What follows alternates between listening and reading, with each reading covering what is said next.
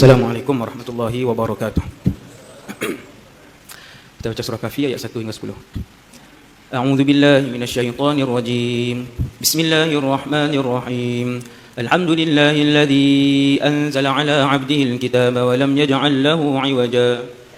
Liman liyunzira ba'san shadidan min ladunhu ويبشر المؤمنين الذين يعملون الصالحات أن لهم أجرا حسنا ماكثين فيه أبدا وينذر الذين قالوا اتخذ الله ولدا ما لهم به من علم ولا لآبائهم كبرت كلمة تخرج من أفواههم إن يقولون إلا كذبا فلعلك باخع نفسك على آثارهم إن لم يؤمنوا بهذا الحديث أسفا إنا جعلنا ما على الأرض زينة لها لنبلوهم أيهم أحسن عملا وإنا لجاعلون ما عليها صعيدا جرزا أم حسبت أن أصحاب الكهف والرقيم كانوا من آياتنا عجبا إذ أوى الفتية إلى الكهف فقالوا ربنا آتنا من لدنك رحمة وهيئ لنا من أمرنا رشدا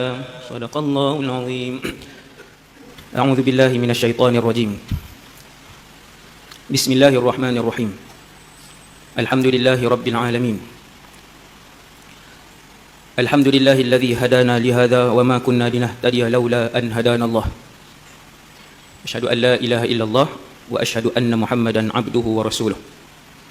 اللهم صل وسلم وبارك وعظم وأنعم على هذا النبي الكريم صلاة وسلاما دائمين متلازمين إلى يوم الدين ولا حول ولا قوة إلا بالله العلي العظيم ولا حول ولا قوة إلا بالله العلي العظيم ولا حول ولا قوة إلا بالله العلي العظيم. أما بعد, رضينا بالله ربا, kami semua reda Allah Tuhan kami, wabil islami dina, kami semua reda Islam cara hidup kami, wabi Muhammadin nabiyyan wa rasulah, dan kami semua reda bahawa Muhammad sallallahu alaihi wasallam seorang nabi dan rasul. Kita menggunakan kitab 40 hadis peristiwa akhir zaman karangan Syekh Ahmad Fahmi Zamzam, dan kita sampai pada hadis ke-29 muka surat 65. Malam ni kita nak baca sampai hadis insya-Allah ke-33, 29, 30, 33, 5 hadis. 29 dah? 30? Belum. Hadis 30. Hadis 30 muka surat 66. Kesemua hadis-hadis dalam buku kecil ini menceritakan tentang tanda-tanda kecil kiamat yang kebanyakannya telah pun dibahaskan oleh ustaz-ustaz lah. Hadis yang kita nak baca malam ni, 4 hadis ni ataupun 5, hadis yang ke-34. Kesemua ni hadis-hadis yang masyhur yang lagi kita baca, saya hurai secara ringkas. Tuan-tuan semua dah pernah dengar lah hadis ni insya-Allah melalui ceramah-ceramah lah. Hadis 30 dari tajuk yang ditulis oleh Syekh Ahmad Fahmi, peperangan di sekitar Sungai Furat, Iraq, kerana merebutkan kekayaan. Orang rajin ngaji, dia dengar tajuk ni, dia tahu. Kerana merebutkan kekayaan di Sungai Furat. Bismillahirrahmanirrahim. Kita baca hadis bersama.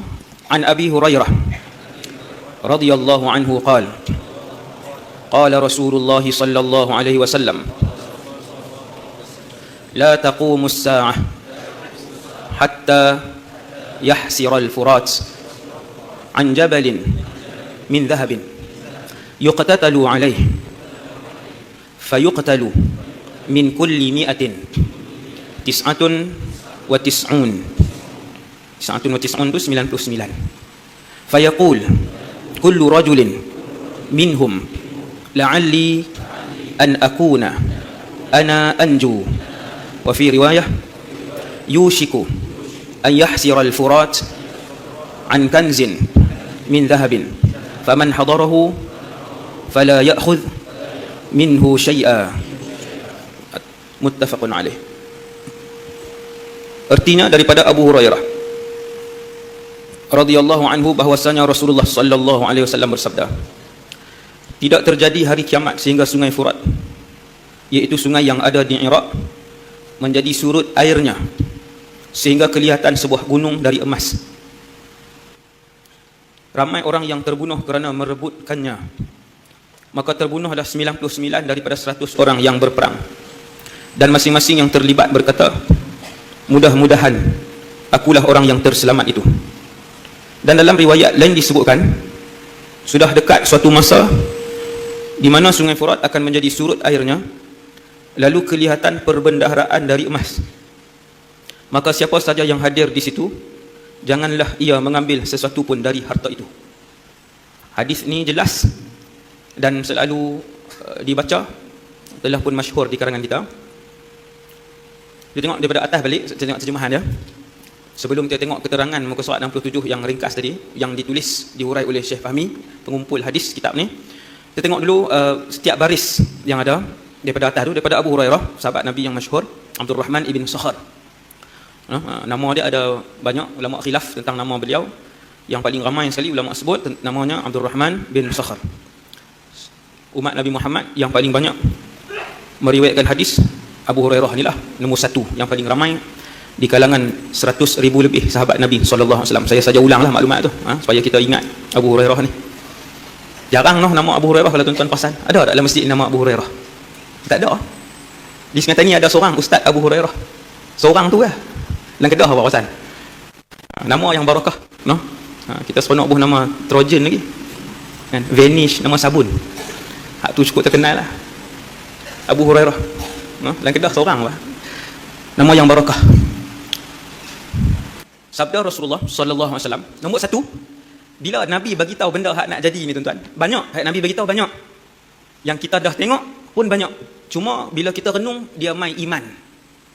Sebab tu banyak ayat dalam Quran Allah Taala suruh berfikir.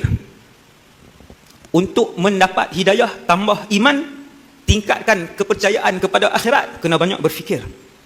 Berfikir tu tuan-tuan duduk dengan siapa? Tak apa, seorang duduk fikir. Nabi tahu mana benda hak nak jadi ni? Nabi tahu mana benda hak nak jadi ni, ambil mana?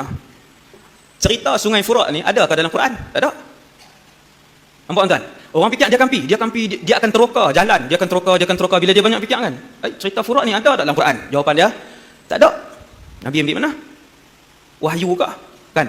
Semua tu adalah wahyu yang disampaikan sama ada terus oleh Jibril alaihissalam, nak Jibril yang buat mai, ataupun Nabi dapat daripada Allah Subhanahu Wa Taala secara terus. Satu.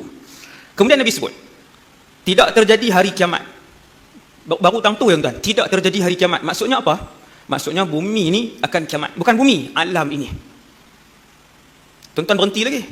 Ni yang seronok, berfikir ni seronok. Bila tuan-tuan baca hadis, jangan baca berhenti. Maksudnya bumi ni, dunia ini, alam ini akan kiamat. Tak ada lagi matahari.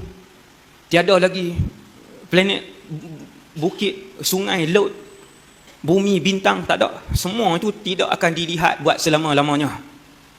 Dekat dalam sini tidak akan lagi dilihat buat selama-lamanya. Lepas tu nak sayang buat apa? Nampak depi tu. Kenapa perlu dikejar dan dicintai nikmat alam ini? Nampak depi. Baru baca kepala hadis dia, tidak akan terjadi kiamat. Oh, maksudnya kiamat ni mesti jadi. Mesti jadi. Nombor dua, bila Nabi sebut tidak akan terjadi kiamat, ada ulama terjemah, sudah dekat masa kiamat. Maksudnya sudah dekat. Sebab yang akan tengok kiamat ni umat Nabi Muhammad sallallahu alaihi wasallam. Had kurun mana? Wallahu a'lam. Tapi pasti umat Nabi Muhammad, tak ada khilaf. Yang akan tengok kiamat dengan mata kepala ni ialah umat Nabi Muhammad. Itu tak ada khilaf. Kalau orang kata ustaz ada qaul umat Nabi Yusuf ni macam mana kan? Hak tu boleh angkat tak ulang kulah tu. Yang tu tak ada khilaf. Tuan-tuan, main mengaji kita tahu benda apa hak ada khilaf, benda apa hak tak ada khilaf. Hak akan tengok kiamat sebahagian daripada umat Nabi Muhammad. Ada qaul umat Nabi lain? Takkan. Takkan. Mustahil lah. Mustahil. Walaupun Nabi Isa hidup zaman umat Nabi Muhammad, ada kemungkinan tak Nabi Isa melihat kiamat? Orang belajar boleh jawab. Ada kemungkinan tak Nabi Isa memang akan hidup? Ni zaman ni bukan akan hidup. Akan hidup lah, betul lah. Dia bukan dilahirkan, dia akan turun. Ada kemungkinankah Nabi Isa akan melihat kiamat? Jawapan dia, tidak. Hak ni pun tak ada khilaf. Dia tak akan tengok. Nabi Isa tidak akan melihat kiamat sebab kiamat hanya akan disaksikan oleh kafir totok saja. Siapa tengok kiamat? Confirm penduduk neraka Jahannam. Wal'iyadzubillah. Yang ni tak ada khilaf. Yang ni tak ada khilaf. Tuan-tuan nampak? Baru baca depan je. Baru baca hadis Nabi, la taqumus sa'ah. Takkan terjadi kiamat. Kemudian, sehingga Sungai Furat.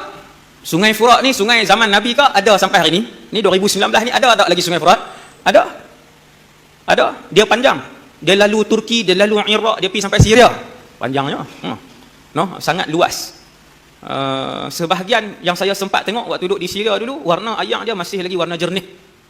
Bukan macam warna teh tarik sungai-sungai kita No, sungai kita daripada Perlis sampai ke Sarawak kan, banyak warna, bukan warna jernih ni, banyak warna teh tarik itulah, warna itulah. No. Furat ni sungai dia warna jernih. No. Apa nama ni? Sungai Furat, orang boleh buat buku karang kisah yang berkaitan Sungai Furat. No, boleh buat 5-6 jilid pun boleh buat. Antaranya Uwais Al-Qarni yang Nabi duk cerita tu, di akhir-akhir hayat dia dilihat berada di Sungai Furat. Kan, duduk di situ, dia duduk di situ. Ada orang yang melihat dia berada di situ. No, itu cerita panjanglah. Kenapa dia duduk di situ? Kan, berapa lama dia duduk di situ? Sungai Furat, macam-macam kisah. Antara yang paling besar, kisah yang berkaitan dengan Sungai Furat yang semua orang tahu, Sungai Furat ini adalah sungai yang sampai hari ini 2019 ada. Pilah tengok, kan? Kalau pergi Madinah jumpa ada Sungai Furat. Madinah tak ada. Kalau pergi Mekah tak ada. Kalau pergi Syria, boleh jumpa. Bukan semua kawasan, sebahagian kawasan. Di Iraq lah yang paling masyhur sekali. Sampai hari ini ada sungai ni, bukan duduk dalam kitab saja ni. No, ini tujuan mengaji tuan. Bila mengaji satu hari tuan-tuan pergi mana-mana, dia tulis Sungai Furat. Ni hak Nabi sebutlah hadis tu kah? Ni hak Nabi sebut. Okey, kemudian tidak terjadi hari kiamat sehingga Sungai Furat, iaitu sungai yang ada di Iraq, menjadi surut airnya sehingga kelihatan sebuah gunung dari emas. Macam mana ni? Sehingga kelihatan sebuah gunung dari emas. Senang aja. No, senang aja. Iaitu kebanyakan disebutkan oleh para ulama hadis, maksud hadis ni ialah satu hari dekat dengan kiamat, sama ada sebelum tanda-tanda besar kiamat ataupun dekat betul dengan kiamat. Apa beza? Ni dua pendapat ni saya sebut ni, dua pendapat ulama hadis yang saya baca. No? Kumpulan pertama kata sebelum terjadi tanda-tanda besar kiamat. Tanda besar kiamat yang masyhur Imam dalam Sahih Muslim sebut 10. Mula dengan Dajjal, Nabi Isa, Ya'juj Ma'juj, 3 gempa tu, apa nama ni, matahari, api, semua tu. Sebelum 10 ni keluar, sungai ini akan menzahirkan gunung emas. Sekumpulan para ulama sebut. Satu lagi kumpulan ulama sebut bukan waktu tu. Sungai Furat di Iraq, no, yang akan menzahirkan gunung emas itu akan berlaku dekat-dekat dengan kiamat. Betul-betul dekat kiamat, waktu tu matahari dah terbit di sebelah barat. Saya sebut dulu kat tuan-tuan dua pendapat tu. Tetapi yang paling masyhur, pendapat yang paling masyhur, gunung emas ini akan kelihatan sebelum tanda besar kiamat. Sebelum tanda besar kiamat, dan dia adalah tanda kecil kiamat. Tanda kecil kiamat. Jadi pendapat ni lebih kuatlah. No? Sebab selesai tanda-tanda kecil kiamat, barulah mai tanda besar. Sebelum tanda besar nak keluar, sebelum tanda besar pertama akan keluar, iaitulah Dajjal. Dulu kita sebut ada dua tanda kecil kiamat. Yang kanan, nombor 1 Imam Mahdi, yang kedua Sungai Furat menzahirkan gunung emas. Dua-dua tanda kecil kiamat yang kanan ini belum disaksikan oleh umat Nabi Muhammad sallallahu alaihi wasallam. Dajjal disebutkan oleh Rasulullah 1400 tahun yang lalu. Sungai Furat yang menzahirkan gunung emas disebutkan oleh Rasulullah 1400 tahun yang lalu. Kedua-dua tanda ni belum lagi berlaku. Alhamdulillah. Dengan nikmat yang besar daripada Allah, kita di kalangan yang mendengar hadis ini. Maka kita tahu, apabila berlaku benda ni, nak buat apa ya Rasulullah? Nabi bagi tahu.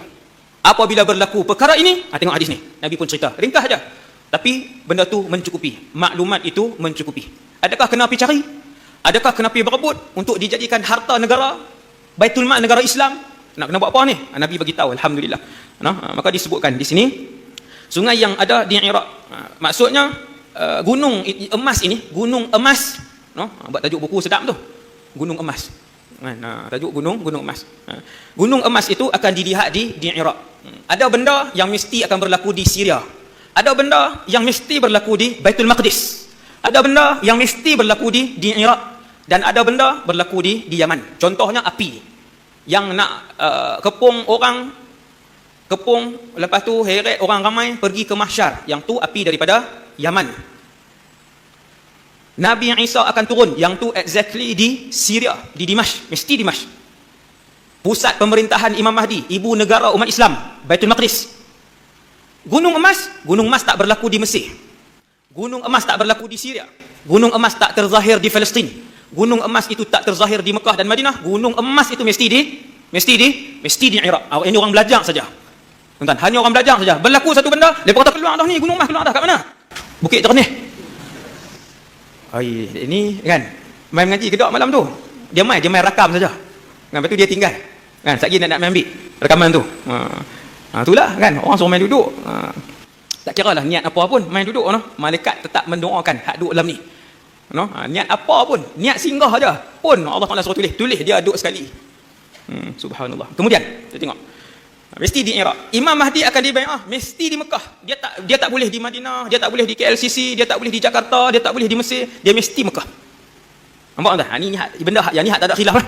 Yang ni yang tak ada khilaf. Yang bila kita sebut tang mana benda ni berlaku, dia mesti tang tu. Ada yang ada khilaf, ada yang tiada, yang tidak ada perbezaan pendapat.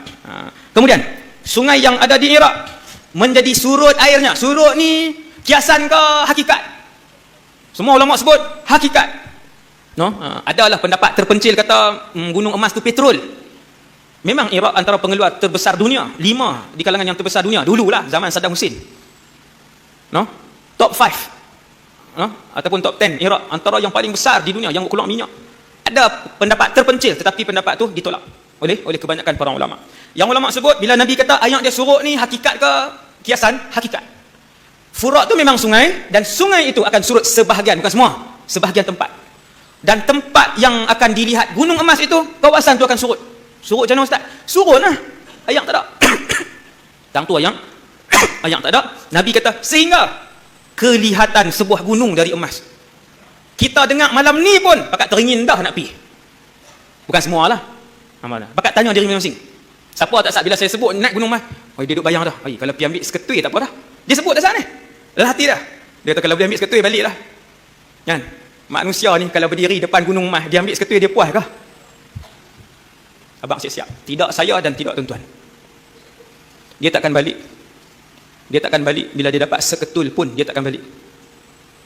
Yang ni sumpah Rasulullah sallallahu alaihi wasallam bahawa manusia ni, tuan-tuan tengoklah orang kaya mana pun dalam alam ni, bila dia kaya dia nak lagi miskin, bukan lagi kaya, lagi banyak. Dia nak lagi banyak. Bila jumlah kekayaan dia 5 juta, dia nak 3 juta, dia nak terus jadi 3 juta ke dia nak suruh jadi 6 juta? 6. Semua orang kaya. Semua orang kaya. Hak ni Nabi sumpah, Nabi sebut kaedah. Dan kaedah ni tuan-tuan perhatilah mana-mana orang yang diuji oleh Allah dengan harta kekayaan. Bila dia ada 10 tuan-tuan, bila dia ada 10. Tak ada orang bila dia ada 10 dia kata ya Allah bagilah duit ni jadi 4. Gila orang tu. Tak payah kata 10 juta lah Ustaz, hak gaji 2,000. Dia minta supaya gaji dia 1,500 ke dia kata ya Allah kalau 3,000 pun tak apa dah. Kalau nak sembang 10 juta jauh sangat, hak kita ni lah, hak 1,000 2,000 ni. Semua nak tambah. Bila semua nak tambah, tengok apa Nabi nasihat. Gunung ni mesti keluar. Sejak zaman Nabi Adam sampai malam ni tuan-tuan, berapa puluh ribu tahun, berapa ratus ribu tahun, gunung ini belum kelihatan. Masing-masing kata apa? Ada can, boleh pergi Iraq, kan? Naik berterbang pergilah 9 jam sampailah Iraq.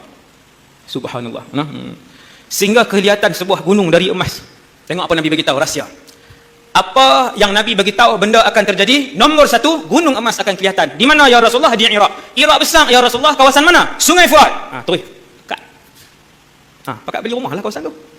Kan? Apa lagi? Nabi sebut ni. Hadis Bukhari Muslim ni, hadis Bukhari Muslim, bukan hadis dhaif ke apa, hadis Bukhari Muslim. Nabi sebut, ramai yang terbunuh kerana merebutkannya. Mesti berebut. Tuan-tuan, hak pi 3 orang pun naik satu kereta. Duit minyak ni kongsi dah. Satu kereta. Akhirnya hak seorang ni bunuh dua-dua ni. Yang pi satu van, semua adik-beradik, satu van adik-beradik dah, abang pak menakan semua. Akhirnya hak seorang ni dibunuh, saling bunuh antara satu sama lain bila tiap-tiap orang dah ambil satu beg, tiap-tiap orang dah ambil 2 beg, tiap-tiap orang dah bubuh dalam bonet dah. Emas tuan-tuan bukan padi. Padi pun orang bubuh curi penuh gundi bubuh dalam bonet. Lembu pun orang curi. Bubuh dalam Proton Wira pun boleh. Lembu, emas. Emas. Takkan nak biar kawan pakat bawa seorang. Bawa balik dah. 4 orang satu kereta bawa balik dah. Bubuh dah emas. Semua pakai duduk tengok macam mana nak tendang dia ni kot mana ni. Bila nak tendang, nak terajang keluar bila ni lagi. Semua kena perhati kan. Emas. Ni, besar ni berapa kan ni? Seketul besar ni berapa? Ratus ribu ni. Emas. Hak duk beli emas dia tahu ni. Besar ni ratus ribu. Emas. Kalau besar meja? Bukan besar meja ni, gunung. Bilion lah. Bilion. Nilai waktu tu ialah bilion. Sebab tu Nabi sebut, ramai yang terbunuh kerana merebutkannya. Tuan-tuan, yang bunuh ni siapa? Orang luar ke hak duk berebut tu bunuh? Hak duk berebut tu bunuh. 100 orang kah yang pi? Tak, Nabi nak sebut tu, nak bagi kita faham, kalau pi 100,000 orang, 900, kalau 100,000 orang, 900, berapa? 99,999 mati. No? Ataupun 99,000 orang mati. Yang selamat 1% saja daripada yang ada. Maka semua yang pergi ke Sungai Furat, ni ulama sebut, semua yang pergi ke Sungai Furat ketika sebahagian daripada kawasannya kering dan menzahirkan gunung emas, pasti membunuh orang. Faham tak? Mesti bunuh. Mesti bunuh orang. Untuk mendapatkan, dia mesti bunuh untuk dia dapat emas tersebut. Dan dia mesti berperang. Sama ada satu lawan satu, ataupun satu kampung lawan satu kampung, ataupun satu keluarga lawan satu keluarga. Mesti jadi. Sebab tu jangan pergi. Kalau pergi, larat nak tengok saja. Buat kenduri durian free pun berebut. Ada masjid buat kenduri, kena dah. Ada masjid, biar pergi kan. Buat kenduri durian free, bergaduh. Punya tak malu, tua dah tuan, tua. Kalau gaduh tu umur 11 dengan umur 9, boleh ke kah? Durian pun berebut, emas. Ini nak pergi faham Bukan berebut, bunuh. Mesti bunuh. Sebab lebih berharga. Wala'iyahzubillah. Maka terbunuhlah 99 daripada 100 yang berperang. Dan masing-masing yang terlibat berkata, tengok punya jahat hak pi ni. Mudah-mudahan akulah orang yang selamat tu. Tiap-tiap orang yang pi ke gunung emas itu semua kata, mudah-mudahan hak selamat aku. Lagi yang mati hak lain ni. Yang pi itu semua berharap dia boleh bunuh semua hak yang pi. Hasbunallah wa ni'mal wakil. Sudahlah tamak, jahat pula. Kafir saja ke yang pi, Islam dan kafir akan pergi. Islam dan kafir akan pergi. Sesiapa yang nak dapatkan emas di situ, mesti kena berbunuh di antara satu sama lain, baru boleh ambil. Sudahlah bunuh di antara satu sama lain. Keluarga bunuh ahli keluarga. Orang kampung bunuh ahli orang kampung. Islam bunuh orang Islam. Tiap-tiap seorang tu pula Nabi kata semua berharap dialah yang satu-satunya yang selamat. Sebab apa? Sebab setiap orang yang pi nak dialah yang paling banyak. Tuan-tuan tengok filem kan banyak. Bunuh tinggal seorang. Kan bila berebut kekayaan. Wala'iyahzubillah. Kemudian sudah dekat suatu masa di mana Sungai Furat akan menjadi surut airnya. Lalu kelihatan perbendaharaan dari emas. Perbendaharaan dari emas. Maka siapa saja yang hadir di situ, tengok Nabi pesan, janganlah ia mengambil sesuatu pun dari harta itu. Kenapa Nabi kata jangan ambil? Kata para ulama, sebab yang pertama, antara sebab yang disebutkan oleh para ulama, kenapa jangan ambil harta tu, yang saya sebut tadi. Sebab siapa saja yang ambil, dia kena bunuh orang lain. Kita kata, Pak Ustaz, tak boleh kah? Dia ambil tu dia balik. Tuan-tuan yakin kah? Diri kita ni pergi ambil seketui, lepas tu dah. Ni gunung ni. Dia ambil seketui, boleh lambat. Dia kata, Alhamdulillah, ya Allah, taruh ni cukup dah. Betul balik. Ni Nabi kata ni Nabi sebut. Yang pergi ke situ, ambil emas, mesti bunuh orang. Pasal apa? Pasal emas tu banyak. Pasal emas itu banyak, maka dia takkan cukup dengan sikit. Maka Nabi kata, kalau pun tiba-tiba dia duduk di situ. Bukan tiba-tiba lah, rumah dia di situ ke, dia ziarah anak dia, konvo di Universiti Baghdad ke. Contohlah tuan, dia kerja ke dengan syarikat minyak offshore kat sana ke. Wallahu a'lam. Ada kat situ, dia ada. Waktu sungai tu surut, gunung emas kelihatan, dia ada di situ. Ingat balik hak malam ni. Nabi kata fala ya'khudhu minhu syai'ah. Fala ya'khudh minhu syai'ah. Jangan ambil, Nabi kata. Kalau ambil, hang mesti tak cukup. Ketika hang tak cukup, hang mesti nak bunuh orang lain. Maka Nabi gambarkan betapa setiap orang tamak dan jahat waktu tu. Daripada 100 orang, 99 mati. Banyak dah, 99 mati ni banyak, bukan 10%. Kalau pi 100 orang balik hidup 90 pun cukup jadilah. 10 mati tu pun banyak dah. Pi 100 yang balik hidup hanyalah seorang. Banyak mana dia buh dalam kereta dia tahu? Emas berat emas berat bukan. Dia bukan kapas. Dia berat, dia kilo lah. Nak ambil 200 kilo, nak heret ngapa? Pakcik. 200 kilo pakcik nak heret ngapa? Kan? Kemudian laluan isyak. Okey, kita beri laluan azan isyak. Fala ya'khudh minhu syai'ah, maka Nabi bagi nasihat pada saya dan kita semua yang hidup di akhir zaman untuk tidak mengambil sesuatu pun dari harta itu. Para ulama sebut dua sebab. Yang pertama, siapa yang nak ambil harta itu, iaitu emas. Iaitu emas, dia mesti bunuh dahulu orang lain. Bunuh tu pula bukan bunuh seorang. Kata ulama, yaqtulu adadan hatta yahsula ila adh-dhahab. Dia mesti bunuh sejumlah orang baru boleh dapat hak sebahagian, hak dia nak boleh ambil tu. Dia kena bunuh sejumlah orang. Kalaupun dia tak bunuh, dia dibunuh.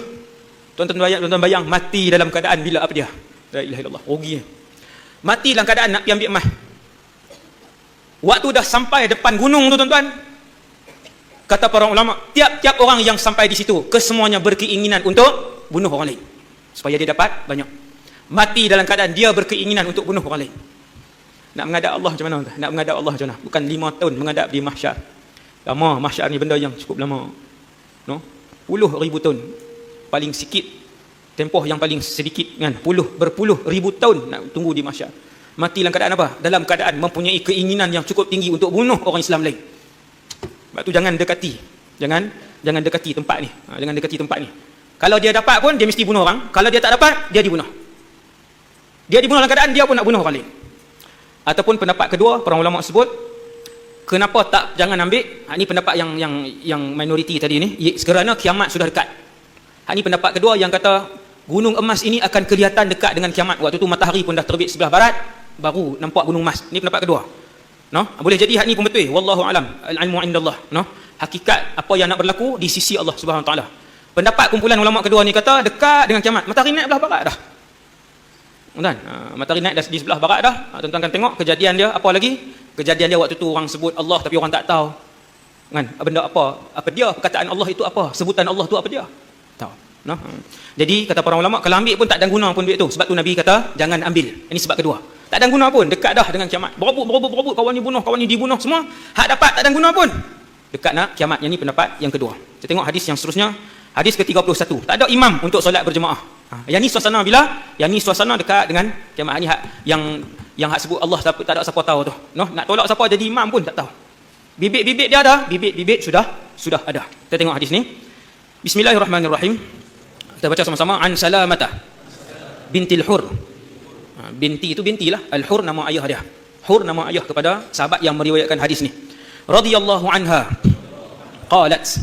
Sami'tu an-nabiyya sallallahu alaihi wasallam yaqul ya'ti 'ala an-nas zamanun yaqumuna sa'atan la yajiduna imama yusalli bihim. Hadis riwayat Imam Ibnu Majah yang meriwayatkan hadis ni seorang sahabat sahabiyah. Kalau lelaki sahabi, kalau laki-laki sahabi, kalau wanita sahabiyah. Boleh jadi malam ni kali pertama kita dengar nama sahabat ni, iaitu Salamah, sahabat yang perempuan lah zaman Nabi, yang hidup zaman Nabi, Islam, mati dalam Islam dan pernah bertemu Rasulullah, pernah bertemu muka dengan Nabi SAW, baru dapat title sahabi kalau laki-laki. Kalau perempuan sahabiyah. Sahabiyah ni, sahabiyah lah ni, nama apa? Salamah. Nama sahabiyah ni Salamah. Ramai di kalangan kita malam ni lah pertama kita dengar. Nak tengok sahabat yang riwayatkan hadis ni perempuan, tuan-tuan tengok dalam bahasa Arab yang mana ada kitab radhiyallahu anha. Anha tu perempuan lah sahabat yang riwayatkan hadis ni. Kalau radhiyallahu anhu laki-laki. Dhamir tu. Dhamirun muttasilun mabniyun 'ala ad-dhamm. No, fi mahalli jar bi harfil jar. No, mengaji surah i'rab nahwu apa tahu. Qalat. Nak tahu perawi itu wanita, tengok tang qalat. Kalau laki-laki qala, qal. Kalau qalat wanita, no, hiya. Aku mendengar Rasulullah sallallahu alaihi wasallam bersabda, akan datang satu zaman di mana pada waktu itu orang ramai berdiri tegak beberapa lama kerana mereka tidak mendapatkan orang yang layak menjadi imam untuk solat mereka. Hadis riwayat Imam Ibnu Majah. Nabi sebut satu hari kamu akan tengok main satu masa sepakat duk soft-soft akan duk tengok. Siapa nak naik? Tak kot. Tak maaf. Tak erti. Semua tak erti, tak mau, tak layak, tak boleh, tak. Lama berdiri, bukan 5 minit. Berdiri untuk tempoh yang begitu lama. Tak ada siapa boleh naik jadi imam. Tak ada siapa boleh naik jadi imam. Bibit-bibit ni ada tak lagi? Ada. No? Ada. Bila berhenti, terutamanya RNR ke apakah, lagi lah. Lah kali dah bila ramai yang tak boleh jadi imam, jadi macam mana? Mayang sendiri lah, senang, selamat. Baca apa pun betul. Kan? Baca macam mana? Tajwid kata tajwid, betul. No? Naik, kalau naik jadi diketang, kuliah pun tak jumpa, kafirun tak jumpa, nak tak jumpa. Kuliah. Sebab jadi imam. Kalau baca seorang boleh lagi. Kan? Sampai suatu masa Nabi sebut dekat dengan kiamat pakat berdiri, lama berdiri. Semua tak boleh naik. Semua tak mampu. Apa bibit dia? Bibit dia pada hari ini ialah kebanyakan yang naik, hak boleh naik jadi hari ini, yang dilantik hari ini untuk jadi imam di masjid di kalangan yang tak berapa layak, yang tak lulus, no? Benda ni saya perhati. Bila baca hadis-hadis akhir zaman saya perhati, no? Sebab saya ceramah kan, sampailah ke Sabah, Sarawak, sampai ke pedalaman, sampai ke Johor, sampai ke Pahang, pusing kan. Bukan seronok-seronok pusing, orang panggil pergi lah. Minggu depan Sabah, Kutatan. Kan. Tuan-tuan, sampai ke Johor, bila semayang di masjid besar pun, ini saya sebut, tuan-tuan. Bila semayang di masjid besar, habis semayang saya tanya, pagi JK jemput saya, kata, yang ni imam ganti ke imam? Dia kata imam utama Ustaz. Maka saya sebut hati inna lillahi wa inna ilaihi raji'un. Bacaan, no? Bacaan tu tak elok. Bacaan tak elok. Bukan kita bacaan lagi elok pada dia. Cuma dengan pengetahuan kita yang sikit ni pun dia baca tu dah tak layak untuk jadi imam. Betul tuan? Ini yang saya perhati. Banyak saya pusing. Kecuali di Matin ni alhamdulillah. Matin antara tempat yang lulus Tiap-tiap kali imam maghrib naik kan. Saya dengar alhamdulillah lah elok lah bacaan elok. Cuma imam maghrib tak sat ketang siapa tau. Siapa dia tadi? Dia dengar ada ketang siapa tau. Tapi bacaan elok. Cumanya qiraah Hafiz an Asim markah penuh. Siratal ladzina an'amta alaihim ghairil maghdubi alaihim waladdallin. Jangan berhenti. Riwayat Hafiz an Asim, siapa yang ngaji qiraat, bacaan dia yang tu saja.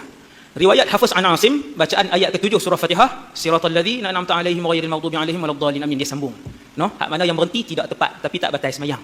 No, tapi tak batal, tapi tak kurang tepat. Boleh tanya ustaz-ustaz yang ngaji qiraat. Kemudian no, lah dia main macam tu. Di bibit dia apa dia? Bibit dia kita tengok hak naik. Masjid-masjid besar pun banyak hak naik, hang yang tak layak. Bahkan ada bacaan yang sangat buruk, sangat tak elok. Ada tuan masjid-masjid besar. Kan? Yang bilangan makmum di belakang ramai. Tengok bacaan imam. Rupanya imam utama, imam utama. Kita tengok apa Syekh Fahmi sebut. Walaupun secara pasti hari ini kita belum sampai ke tingkatan yang Nabi sebut. Betul? Tak sampai tahap tu lagi. No? Namun masyarakat kita sekarang sudah menuju ke sana. Banyak masjid-masjid yang tidak mempunyai imam yang benar-benar. Subhanallah. Betul. Sama hak macam saya sebut tadi. Entah, no? Banyak masjid-masjid tidak mempunyai imam yang benar-benar dapat melaksanakan peranan seorang imam. Betul. No? Saya duk pusing. Satu Malaysia pun bila naik tu kita tengok macam mana ni? Imam utama tapi bacaan tak elok. Imam utama tapi bacaan tak elok. Kelihatannya masyarakat kita sekarang kurang memberi perhatian kepada ilmu-ilmu syariat. Yang ni maksudnya bibit-bibit untuk melihat hal-hal Nabi sebut tadi ni. Akan berdiri lama sampai 15 minit, setengah jam pakak duduk tunggu. Imam tak ada siapa mau naik jadi imam. Dia akan main zaman tu. Wal'iyadzubillah. Nas'alullah as-salamah. Satu. Yang kedua, apa sebab dia? Bahkan mereka yang berilmu pun ramai yang tidak menghadiri solat berjemaah. Yang ada ilmu tak pi pula dah sembahyang berjemaah. Ini ustaz-ustaz lah. No? Yang ni sangat memalukan lah. Tidak menghadiri solat jemaah. Hak ni kita tengoklah sekeliling kita tuan-tuan. Maka tinggallah orang-orang yang jahil. Hak ni bibit-bibit untuk melihat salah satu daripada tanda kiamat. Umat Nabi Muhammad berdiri sampai setengah jam, tunggu sampai sejam, tak ada hak layak jadi imam. Pasal apa? Pasal hak ada ilmu tidak soleh. Yang ada ilmu tidak soleh. Dia alim tapi dia tak soleh. Lain lah, dua tu lain. Maka bila hak ada ilmu tak main, hak jahil-jahil sajalah yang tinggal. Jahil saja yang tinggal. Kemudian hadis 32. Ulama tidak dipedulikan. Hadis ni banyak sangatlah kita sebut. Hadis ni yang ada yang telah lalu pun kita dah baca dah tentang ni, iaitu orang tidak lagi mengikuti para ulama. Bukan tak ikut, lawan pula. Bukan saja lawan, keji pula para ulama. Ni. Adalah dah, kita dah bahas dah hadis ni, saya baca sikit lah. Ya. Kita ambil barakah hadis Nabi SAW. Ulama tidak dipedulikan. Bismillahirrahmanirrahim. An Sahlin ibni Sa'din As-Sa'idi radhiyallahu anhu anna Rasulullah sallallahu alaihi wasallam qala la yudrikuni zaman أو لا تدركوا زمانا لا يتبع فيه العليم ولا يستحيا من الحليم قلوبهم قلوب الأعاجم وألسنتهم ألسنة العرب. رواه أحمد. Ahmad ni Imam Ahmad ibn Hanbal. Imam Ahmad ibn Hanbal, pengasas mazhab Hanbali. Ahmad ibn Muhammad ibn Hanbal, no? Anak murid Imam Syafi'i. Kenal kan? Daripada Sahal bin Sa'ad As-Sa'idi radhiyallahu anhu, bahwasanya Rasulullah sallallahu alaihi wasallam bersabda, ya Allah, kata Nabi. Nabi sebut, ya Allah, janganlah engkau pertemukan aku dengan suatu zaman. Zaman apa? Zaman ni kita sebut saat. Subhanallah. Dan mudah-mudahan Nabi doa untuk sahabat pula. Kamu ni siapa? Sahabat hak duduk depan Nabi waktu tu. Juga tidak bertemu dengan suatu zaman itu. Zaman apa tu ya Rasulullah? Di mana para ulama sudah tidak lagi diikuti. No? Zaman orang berani mengeji para ulama. Bila ulama berkeluar hukum, bila ulama cerita, dia kata tu dia macam anak Tuhan bercakap. Ada komen macam tu, lebih pada tu hari ni. Ulama berkeluar hukum bukan daripada poket dah, daripada hadis Nabi. Dia kata apa? Dia komen bawah tu macam anak Tuhan cakap. Kita pun tengok ustaz ni bukan cakap daripada poket dia. Dia sampai hak Nabi sebut. Ya Allah, Nabi kata, janganlah pertemukan aku dengan zaman itu. Maka kita bagi tahu, ya Rasulullah, kami berada pada zaman itu. Inna lillahi wa inna ilaihi raji'un. Ya Allah, janganlah engkau pertemukan aku dengan satu zaman. Mudah-mudahan Nabi doa pula untuk sahabat, kamu juga tidak bertemu dengan zaman itu. Apa dia? Para ulama tidak lagi diikuti. Orang yang penyantun. Halim ni orang yang ada akhlak. Iaitu pada zaman orang yang berakhlak tidak lagi dihormati. Orang tak segan. Tuan-tuan, dulu kita segan tak kalau duduk depan orang yang ada akhlak? Kita segan. Nak cucuh api rokok depan dia. Hai, tadi rokok ni Ustaz sensitif ni Ustaz. Ni nak cucuh api rokok depan satu orang yang berakhlak, ada adab. Orang yang ada akhlak, tak angkat suara, tak ngumpat orang, tak pernah sakit hati orang, orang beradab, tolong orang. Satu orang ada, tiap-tiap kampung ada, seorang dua macam ni. Kita duduk depan dia macam mana? Segan. Tak ada nak lipat rokok tu, bubuh bakar duduk cucuh depan dia tak kot. Lagi start motor pergi jauh sikit baru isap rokok. Pasal apa? Pasal hormat kawan ni. Pasal apa hormat dia ni? Orang thiqah, orang halim Nabi sebut. Halim ni orang yang ada adab, orang baik, orang soleh. Nabi kata sampai satu zaman orang tak malu depan orang soleh. No? Adalah apa pun di depan tu 5-6 orang pun orang-orang yang halim, orang-orang bermaruah, orang-orang yang soleh, orang-orang yang warang, depan sana tu dia duk menari separuh bogel. Ni pensyarah 3-4 orang ni. Hak lain tu tak apalah. Ni 3-4 orang hak ada akhlak ni, hak baik apa semua, yang dia pun pergi duduk tang tu apa. Hak tu yang pelik juga. Kan? Dia buat macam mana majlis macam tu, dia ada darjah situ. Buat satu majlis besar kawan pipi tu dia elok je duduk golek depan tu. Malu kau orang hari ni? Tak, dia tak segan. Dia tak segan depan siapa pun. Bahkan lebih daripada tu, orang-orang yang halim ini, yang ulama ini dikeji depan orang ramai. Pun orang tak kira. Nabi kata, ya Allah, jangan pertemukan aku dengan zaman itu. Inna lillahi wa inna ilaihi raji'un. Kemudian, di mana para ulama tak lagi diikuti dan orang penyantun, orang yang berakhlak, beradab sudah lagi tidak dihiraukan. Hati mereka seperti hati orang ajam dari segi fasih, lidah mereka seperti lidah orang Arab dari segi apa? Dari segi fasih. Bukan dia cakap bahasa Arab, tak, fasih. Nah, orang tak malu ni. Yang terakhir malam ni, hadis yang terakhir malam ni, hadis 33. Hak ni pun kita dah hurai dalam hadis yang lalu ada dah, iaitu Islam tinggal nama saja. Bismillahirrahmanirrahim. An Ali radhiyallahu anhu qala qala Rasulullah sallallahu alaihi wasallam yushiku an ya'tiya 'ala an-nasi zamanun la yabqa min al-islami illa ismuhu wa la yabqa min al-Quran illa rasmuh masajiduhum 'amirah wa hiya kharabun min al-huda ulama'uhum syarru man tahta adimis sama' min 'indihim takhrujul fitnah wa fihim ta'ud. Rawahu al-Baihaqi. Imam al-Baihaqi. Imam Baihaqi ni mazhab Syafi'i. Imam dalam bidang hadis kelas pertama. Imam dalam bidang hadis kelas pertama. Dia imam kelas pertama, Imam al-Baihaqi. Saya nak sebut dia ni bermazhab. Imam ni dah tak usah tanya lah, alim seperti dia dalam Malaysia seorang pun tak ada. Walaupun PhD hadis ramai. Walaupun PhD hadis ramai, no? Tak payah ayat tu panjang. Imam al-Baihaqi. Orang hak mengaji hadis PhD itu pun tahu Imam Baihaqi ni mazhab Syafi'i, dan dia tahu Imam Baihaqi ni dari segi akidah Asy'ariyah. Dan take note, dia ni Asy'ariyah, Asy'ariyul mazhab fil aqidah. Dari segi akidah yang disesatkan oleh ulama-ulama Wahabi. Asy'ariyah disesatkan oleh ulama-ulama Wahabi. Boleh tengok YouTube. No, kesesatan mazhab Asy'ariyah. Tulis dalam YouTube. No, ustaz-ustaz Wahabi Malaysia pun sebut, ustaz-ustaz Wahabi Indonesia pun sebut, ustaz-ustaz Arab Wahabi Arab pun sebut kesesatan mazhab Asy'ariyah. Mazhab Asy'ariyah mazhab siapa tu? Mazhab akidah kita. Mazhab Imam Nawawi, Imam al-Baihaqi. Maka ketahuilah bahawa mazhab itu menyimpang, mazhab Wahabi itulah, menyimpang. Nah, Rawahul Baihaqi saja saya sebut nama Imam Baihaqi jarang. Nah, ini dah sampai dekat nama Imam Baihaqi, sebutlah. Makna dia, maksud hadis ni daripada Sayyidina Ali ibn Abi Talib radhiyallahu anhu. Tuan-tuan, hadis Nabi yang paling banyak yang disebut tentang fadilat sahabat adalah pada hadis Sayyidina Ali. Paling banyak hadis Nabi tentang fadilat dan kelebihan sahabat adalah pada Sayyidina Ali, nombor 1 di kalangan 100,000 lebih sahabat Nabi SAW. No? Tapi kenapa Abu Bakar lebih mulia? Sebab walaupun Abu Bakar pun banyak juga tentang kelebihan dia, Sayyidina Umar, no? Cuma Sayyidina Ali ni bilangan hadis lebih banyak, bilangan kelebihan dia lebih banyak. Pun begitu tidak menunjukkan Abu Bakar Sayyidina Ali lebih mulia daripada Abu Bakar, tidak. Abu Bakar lebih tinggi darjahnya. Ini kita ulama Ahlussunnah wal Jamaah begitu kita punya pegangan kita. Cuma dari sudut paling banyak sekali Sayyidina Ali. Kita bacalah kitab tentang Sayyidina Ali. Telah sabda Rasulullah sallallahu alaihi wasallam, sudah hampir tiba satu zaman, dekat-dekat sampai, tiada tinggal dari Islam itu kecuali hanya namanya sahaja. Tak payah tengok luar negara, Malaysia berlambak-lambak nama Islam, lawan Islam betul-betul. Hak lawan Islam terang-terangan, hak duduk dalam sister in Islam, hak lawan undang-undang Islam, hak pertikaikan hak orang lelaki dalam faraid 2 kali daripada orang perempuan, dia petikai. Satu persatu dipetikai. Dan nama-nama mereka Islam. Nama-nama mereka Islam. Wal a'yadzu billah. Inna lillahi wa inna ilaihi raji'un. Nabi sebut tak? Sebut. Nabi kata sampai satu masa tidak tinggal dari Islam kecuali hanya namanya saja, dan tiada tinggal dari Quran kecuali hanya tulisannya saja. Maksudnya, kata para ulama, sebagian ulama sebut tidak lagi diamalkan. Mai satu masa satu ayat pun tak ada orang beramal dah. Hari ini alhamdulillah kita masih lagi beramal dengan ayat-ayat Quran ni, dengan ayat Quran ni.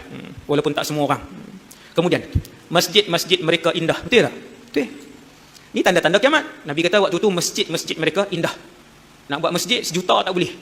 Kalau masjid untuk qaryah kan 3 juta, 4 juta, 6 juta, 7 juta. Saya pergi negeri mana 30 lebih masjid, 30 lebih juta punya mewah, masjid mewah. Nabi kata masjid-masjid mereka indah tetapi kosong dari hidayah, tak hidup, barakah tak ada dan tidak hidup. Yang ni dah berlaku zaman kita. Ulama mereka adalah sejahat-jahat makhluk yang berada di bawah kolong langit. Kolong langit ni bawah langit, duduk atas muka bumi ni lah. Siapa dia? Ulama-ulama su. Nabi nak beritahu dekat dengan kiamat terpecah 2 kumpulan ulama. Yang pertama ulama rabbaniyun, ulama-ulama yang mendapat hidayah Allah Azza wa Jalla, bukan wahyu, mendapat hidayah Allah, Rabbani. Nombor 2, sejahat-jahat ulama akan keluar di akhir zaman. Mereka alim tetapi mereka tolong bukan Islam. Mereka tolong ajaran bukan Islam. Alim tapi dia yang menghina Islam. Ini dah ada. Dah ada. Ini sejahat-jahat makhluk yang Nabi sebut ni. Maka pohon dengan Allah tiap-tiap hari, ya Allah, tunjukkan kepada kami ulama-ulama yang saleh, yang benar untuk kami ikut, ya Allah. Siapa nak terang isi kandung Quran dan hadis kalau bukan ulama-ulama yang saleh, yang rabbani? Mesti ulama. Allah yang cipta alam dan Allah yang tahu apa yang Allah nak. Ketika Allah tahu apa yang Allah nak, ketika Allah nak arahkan manusia buat apa yang dia nak, Allah pilih di kalangan manusia Rasul. Hari ini Rasul dah tak ada, 2019. Siapa yang nak tolong terang apa yang Allah nak dalam Quran dan apa yang Allah maksudkan dalam hadis Nabi SAW? Jawapan dia, tinggal ulama saja. Ulama pula Nabi sebut akhir zaman ada 2, hati-hati. Ulama su dengan ulama rabbani. Minta dengan Allah, ya Allah, tunjuk kepada kami ulama-ulama yang diberikan hidayah olehmu, ya Allah. Dari mereka keluarnya fitnah, dari ulama su ni, dan kepada mereka fitnah itu kembali. Walhamdulillahirabbil alamin. Sekadar dulu untuk malam ni, yang baik daripada Allah, yang lemah dan kurang daripada diri saya sendiri. Aqulu qali hadza astaghfirullahal azim li wa lakum. Bismillahirrahmanirrahim. Alhamdulillahirabbil alamin. Wassalatu wassalamu ala asyrafil anbiya'i wal mursalin wa ala alihi wa sahbihi ajma'in. Allahumma 'allimna ma yanfa'una. Ya Allah, ajarkanlah ilmu yang bermanfaat kepada kami. Wanfa'na bima 'allamtana, ya Allah, manfaatkanlah ilmu yang kau telah curahkan kepada kami pada malam ni. Wazidna ilman wa amalan wa ikhlasan fi hayatina. Ya Allah, tambahkanlah ilmu, amal dan keikhlasan dalam kehidupan kami. Wa sallallahu ala sayidina Muhammad wa ala alihi wa sahbihi. Alhamdulillahirabbil alamin.